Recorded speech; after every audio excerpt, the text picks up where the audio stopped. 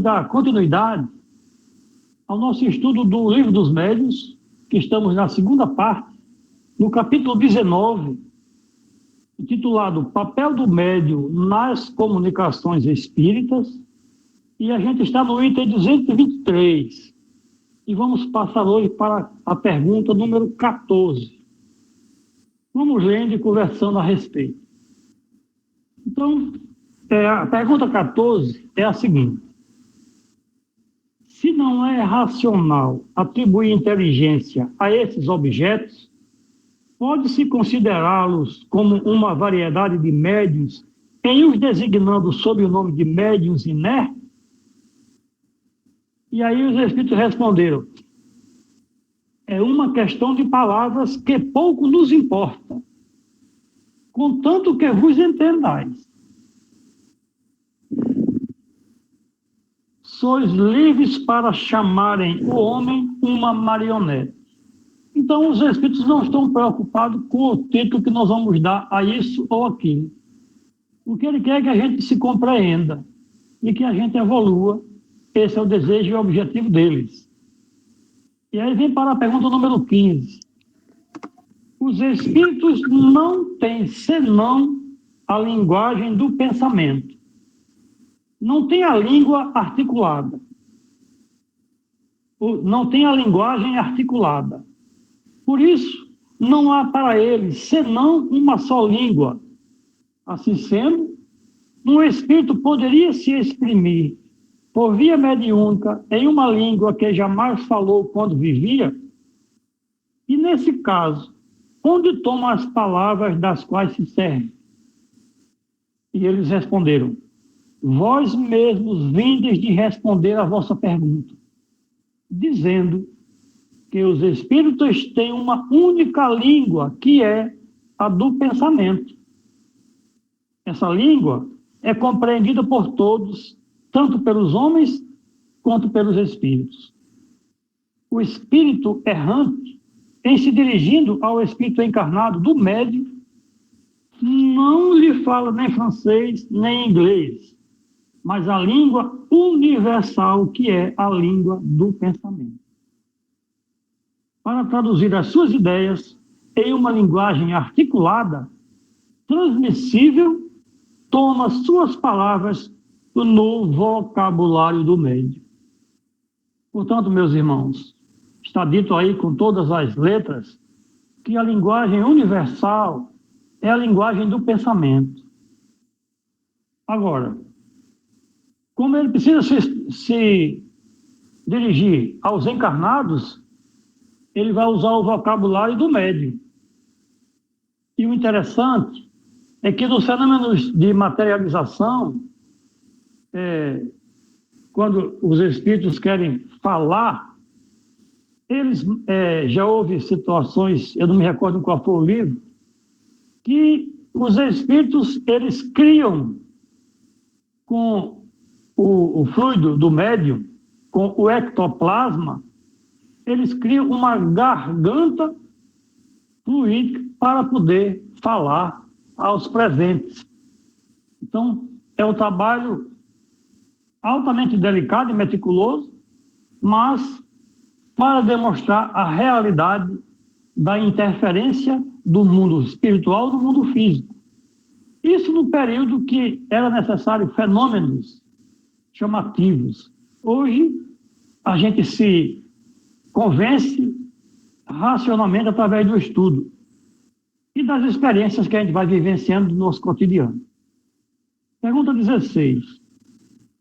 Se assim é, o espírito não deveria poder se exprimir senão na língua do médium, ao passo que pode ser visto escrever em línguas desconhecidas desse último.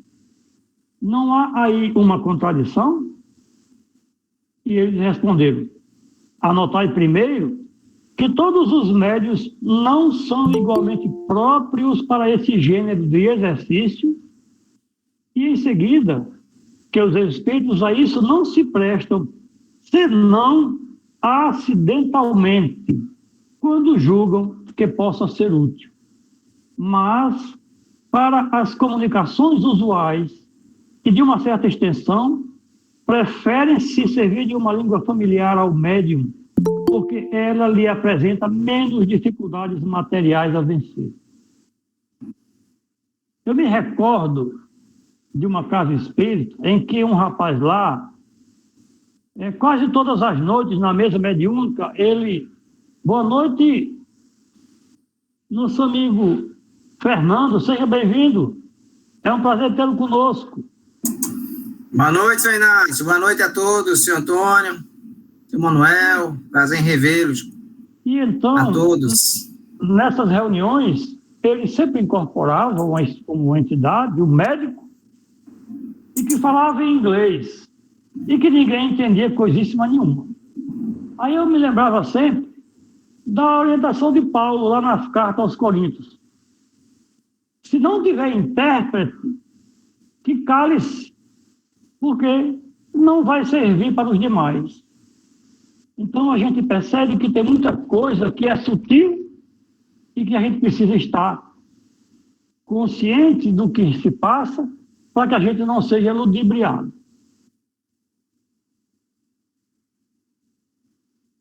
E aí vem a pergunta número 17.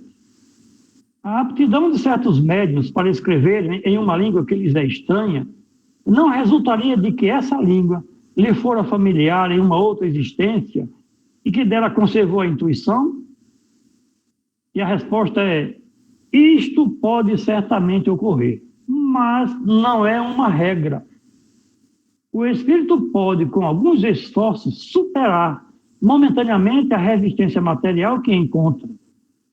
É o que ocorre quando o médium escreve em sua própria língua palavras que não conhecia. Então não é regra geral que o espírito pode falar por mim um outro idioma, porque na outra vida eu fui alemão. Não é regra. Pergunta 18. Uma pessoa que não soubesse escrever, poderia escrever como médium? Sim, mas se concebe que aí ainda uma grande dificuldade mecânica a vencer. A mão não tendo o hábito do movimento necessário para formar as letras. Ocorre o mesmo com os médios desenhistas que não sabem desenhar. Pergunta número 19. Um médium muito pouco inteligente poderia transmitir comunicações de uma ordem elevada? Sim, pela mesma razão que um médium pode escrever em uma língua que não conhece. A mediunidade propriamente dita é independente da inteligência, assim como das qualidades morais. E na falta de um melhor instrumento, o espírito pode se servir daquele que tem sob a mão, mas é natural que para as comunicações de uma certa ordem, ele prefira o médium que lhe ofereça menos obstáculos materiais. De resto, uma outra consideração. O idiota frequentemente não é idiota, senão pela imperfeição dos seus órgãos. Mas seu espírito pode ser mais avançado do que credes. Disso tendes a prova por certas evocações de idiotas vivos ou mortos. Essa questão tem dois pontos que a gente chama a atenção. A mediunidade propriamente dita é independente da inteligência. A mediunidade é simplesmente o médium estar em condição de ser usado pelo espírito. O médium bom, o médium ruim, o médium analfabeto, ignorante, grosso, não importa, vai ocorrer. O espírito vai utilizar a estrutura que ele tenha favorável às vinculações entre os dois. Agora, o que vai sair daí é que é outro ponto. E aí é aquela história, nós sabemos, e está dito aqui na resposta, que os espíritos vão buscar aquele que tenha material mais apropriado. Dize-me com quem andas, que te direi quem és. Dize-me como pensas, que eu vou te dizer quais são as companhias na dimensão espiritual ao teu redor. Isso aí está muito claro. E a outra é essa colocação aqui, que irmãos nossos que vêm encarnados com a idiotia, eles podem ser espíritos evoluídos intelectualmente. Ou então estão aqui em provas voluntárias. Né? E aí Kardec faz uma nota. Isso é um fato constatado pela experiência. Várias vezes, evocamos idiotas vivos que nos deram provas patentes de sua identidade e respondiam de maneira muito sensata e mesmo superior. Isso é uma punição para o espírito que sofre o constrangimento em que se encontra. Um médium idiota pode, pois, algumas vezes, oferecer ao espírito que quer se manifestar mais recursos do que se crê. E ele nos reporta a Revista Espírita de 1860, no mês de julho, um artigo grande, detalhado sobre frenologia e fisiognomonia. Então, veja só, mais uma vez, a gente está vendo aqui Kardec dizer para nós que lá naquele período, lá na França, Kardec evocou pessoas que eram idiotas e que essas pessoas, esses espíritos agora aí se pronunciando, deram provas da sua identidade. E ele diz que é um fato constatado pela experiência. Quer isso dizer que Kardec fazia experimentos, fazia testes. Eu vou evocar Inácio, saber se Inácio... Aí Inácio vai lá, chega lá e dá a resposta, diz, é Inácio mesmo. Não é só de falar, não. Kardec vivenciou. Pergunta número 20. De onde provém a aptidão de certos médiuns para escreverem em versos, malgrado sua ignorância quanto à poesia? E a resposta é, a poesia é uma linguagem. Podem escrever em versos como podem escrever em uma língua que não conhecem. De resto, podem ter sido poetas em uma outra existência e, como vos disse, os conhecimentos adquiridos não são jamais perdidos pelo espírito que deve alcançar a perfeição em todas as coisas. Então, o que conheceram lhes dá, sem que o saibam, uma facilidade que não tem no estado normal. São as tendências que todos nós temos para isso ou para aquilo. São as reminiscências que existem em nós do que talvez trouxemos de outras vidas. E a pergunta 21. Ocorre o mesmo com aqueles que têm uma aptidão especial para o desenho e a música? Sim. O desenho e a música são também maneiras de expressar o pensamento.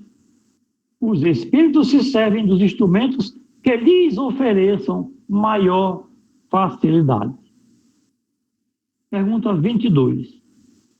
A expressão do pensamento pela poesia, pelo desenho ou pela música, depende unicamente da aptidão especial do médium ou do espírito que se comunica?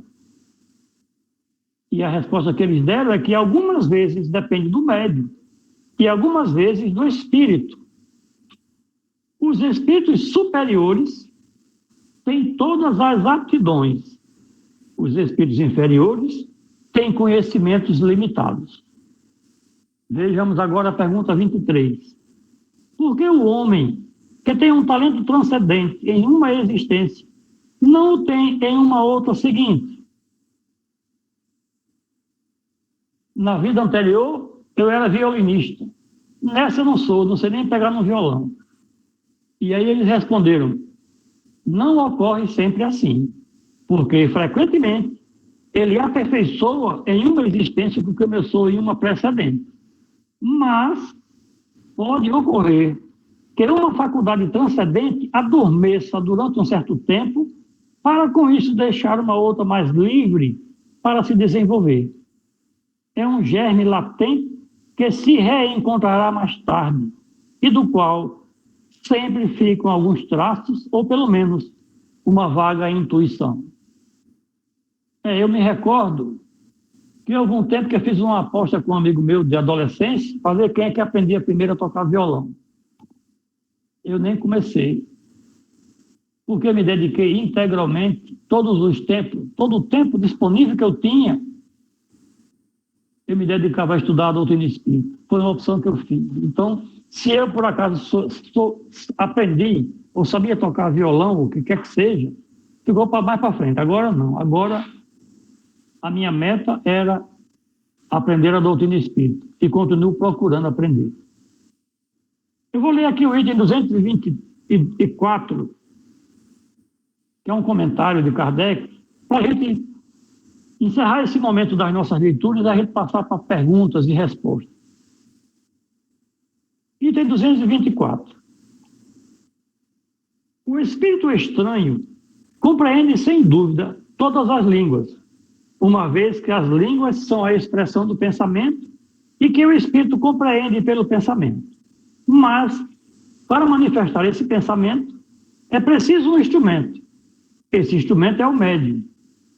A alma do médium, que recebe a comunicação estranha, não pode transmiti-la senão pelos órgãos do seu corpo. Ora, esses órgãos não podem ter, para uma língua desconhecida, a flexibilidade que tem por aquela que lhe é familiar. Um médium que não sabe senão o francês poderá acidentalmente dar uma resposta em inglês, por exemplo, se o espírito deseja fazê-lo. Mas os espíritos que já acham a linguagem humana muito lenta em relação à rapidez do pensamento, uma vez que a abreviam quanto podem, se impacientam com a resistência mecânica que experimentam. Eis porque não o fazem sempre. É também a razão pela qual um médium novato que escreve penosamente e com lentidão, mesmo em sua própria língua, em geral, não obtém senão respostas breves e sem desenvolvimento. Também os espíritos recomendam não fazer, por seu intermédio, senão perguntas simples. Para as de uma alta categoria, é preciso um médium formado que não ofereça nenhuma resistência mecânica ao espírito. Não tomaríamos para o nosso leitor um escolar que soletre. Um bom obreiro não gosta de serviço de mais ferramentas. Acrescentemos uma outra consideração de grande gravidade no que concerne às línguas estrangeiras. As tentativas desse gênero são sempre feitas com o objetivo de curiosidade e de experimentação. Ora, nada é mais antipático aos espíritos do que as provas às quais se tentam submetê-los. Os espíritos superiores jamais se prestam para isso e se afastam desde que se vê entrar nesse caminho. Tanto como se comprazem com as coisas úteis e sérias, tanto repugnam se ocupar com coisas fúteis e sem objetivo. Dirão os incrédulos, para nos convencer, e esse objetivo é útil, uma vez que pode ganhar adeptos para a causa dos espíritos. A isso, os espíritos respondem, abre aspas, nossa causa não necessita daqueles que têm bastante orgulho para se crerem indispensáveis. Chamamos a nós aquele que queremos, e frequentemente esses são os menores e os mais humildes. Jesus fez os milagres que lhes pediram os escribas? E de quais homens se serviu para revolucionar o mundo? Se quereis vos convencer, tendes outros meios além da força. Primeiro, começais por vos submeter. Não é normal que o escolar imponha sua vontade ao mestre. Veja só, aqui nessa leitura tem uma frase que a gente precisa aprofundar, que é essa. A alma do médium que recebe a comunicação estranha não pode transmiti-la senão pelos órgãos do seu corpo. Vejam só. Quem transmite a mensagem é a alma do médium. Não é o espírito. O espírito transmite para o médium. E a alma do médium é que recebe a comunicação estranha, que não pode transmitir se não for pelos seus órgãos.